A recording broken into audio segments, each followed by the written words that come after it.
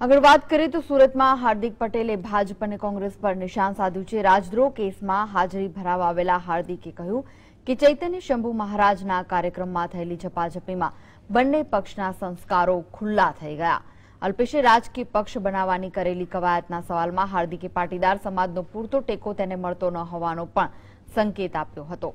તો કેરળમાં ગૌહત્યા મુદ્દે માછલા ધોવાતા હાર્દિકે કોંગ્રેસનો બચાવ કર્યો। તેણે અમિત શાહના આદિવાસી પરિવારને ત્યાં ભોજનની કોઈ રાજકીય લાભ નહીં થાય તેમ કહ્યું હતું। આજ ઉપર જે પણ હુમલો કરવામાં આવ્યો તો ક્યાંક ને ક્યાંક પોતાના સંસ્કારો બે પાર્ટી તરફના લોકો દેખાડી રહ્યા છે। તો ક્યાંક ને ક્યાંક હવે જનતાનો આમાં મરો થઈ રહ્યો છે, પણ જનતા પણ જાગૃત છે, તો આવનારા દિવસોમાં એનો જવાબ પણ આપશે। એ છે કે દરેક લોકોને ખબર હોય છે કે શું ક્યાં આ કોળો જઈને અટકવાનો છે, અને હું એવું માનું છું કે મુબારક છે સ્વતંત્ર વિચાર સાથે બધું કરવું।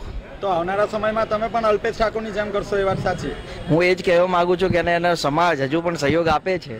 રાજકીય બાબતમાં પાટીદાર સમાજ ક્યારેય સહયોગ નથી આપતો, કેમ કે હિન્દુસ્તાનની અંદર ક્યાંક ને ક્યાંક સામેલો માણસ ચોખ્ખો હોવો જરૂરી છે, ભલે પછી પોતે ખરાબ હોય। નલિયા કાંડ બાદ આખી ભારતીય જનતા પાર્ટીને બળાત્કારી જનતા પાર્ટી કહેવી જોઈએ, અને ક્યાંક ને ક્યાંક ભારતીય જનતા પાર્ટીનો એક યુવા મોરચાનો કાર્યકર્તા આઈએએસ એજન્ટ સાથે દેખાયો તો એવું ન કહી શકાય કે આખી ભારતીય જનતા પાર્ટી આતંકવાદી છે।